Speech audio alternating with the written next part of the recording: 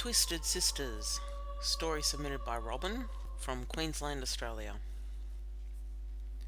It was my 6th birthday, and my dad had sent me an embroidered dress. "It's beautiful," I said, reaching out to touch the fabric.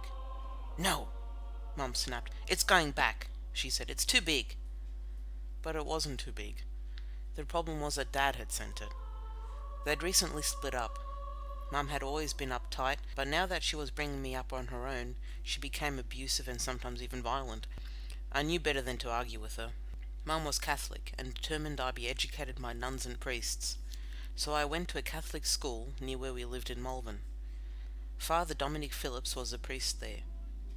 One day after school, a nun said Father Phillips wanted to see me in his presbytery. "Sit on my lap, Robin," he said, patting his knee. "Do you like horses?" "Yes," I replied. "Do you want to know what it feels like to ride a horse?" he asked. He began jiggling me up and down on his lap as something hard in his groin dug into me. After that, Father Phillips regularly called me into his presbytery. He'd say he wanted to examine my eyes to check my vision was healthy, but as I sat on his lap, he'd put his hand up my skirt and his fingers inside me. I never told my mum. I thought she would blame me and I'd get belted, but I did tell a nun at school. "You don't have a dad, so he's just trying to be fatherly," she explained.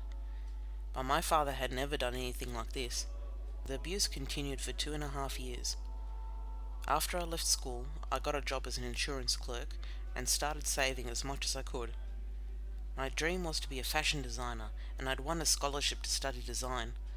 Mum still abused me, but she lived through me too. "When you're a successful fashion designer, we'll travel the world," she said. But at 15, I stood up to her. I'd found a hostel for Catholic girls run by an Italian order called the Pastoral Sisters, and they'd agreed to take me in. I told Mum that if she stood in my way, I'd expose her abuse. The nuns told Mum they could provide me with the moral guidance that she, as a divorced woman, couldn't. I worked during the day, studied design at night, and had a boyfriend, a fellow student from a nice family. He gave me a promise ring, and we talked about getting engaged one day. But the nuns had other ideas.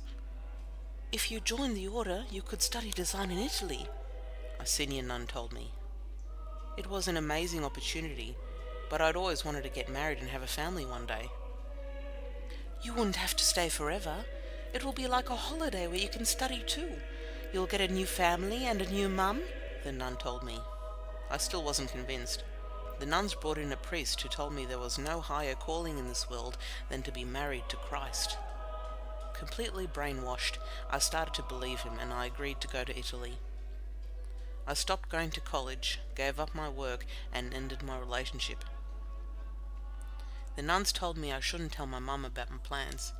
I didn't even question why. A week before my departure, the nuns told me to tell Mum. She exploded. "I'll get a solicitor and stop you going," she yelled. But she didn't though, and I left for Rome. Within days of arriving, I realized I'd been fooled. They took my passport and put me straight to work.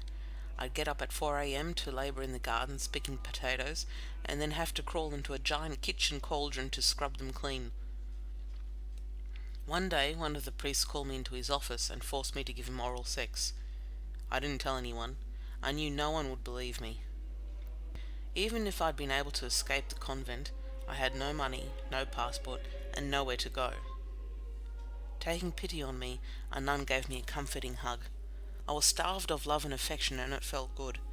But over time her hugs turned into sexual caresses, and I felt powerless to stop her. 2 years later, dressed in black, I married Christ and became a nun myself. I was trapped in Italy for 7 years before being allowed to go back to Australia. I finally found the strength to escape the church when I became ill and needed surgery for growth on my larynx. After the operation, I was told I died on the operating table. "You were in a coma for 3 days, the doctor said. At that moment, I lost my faith. I was 29 years old. I sent back my habit to the convent and walked out of the hospital a free woman. Only, I wasn't really free. The abuse I'd suffered over the years had left me psychologically damaged. I was unable to work and lived in constant fear. I tried to find my mum. It took me years, and by the time I found her in a hospital in South Australia, she'd had a stroke and couldn't speak anymore. Years later, I received compensation for the sexual abuse by Father Phillips, but I've never been compensated for being abducted by the nuns and having my life stolen from me. I never became a designer, never had a job, and never married or even had kids. I'll be making a statement to the Royal Commission into institutional child sexual abuse, though, at my age, it's unlikely I'll ever see justice.